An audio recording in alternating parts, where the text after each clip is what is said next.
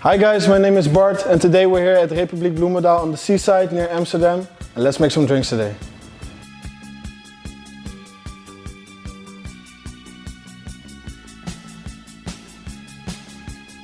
So let's start with the free Spirit of Amsterdam. First up, we use the Scotch, pour it in the glass. Fill up the glass with ice. After that, we pour in the ginger ale. Put some bitters in it. And then finish it off with the orange peel. And next up, the alcohol-free cocktail, the virgin Scotch and Soda. Put ice in the glass, then we're gonna pour in the ginger ale.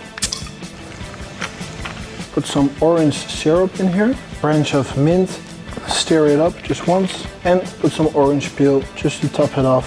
And here you go, enjoy.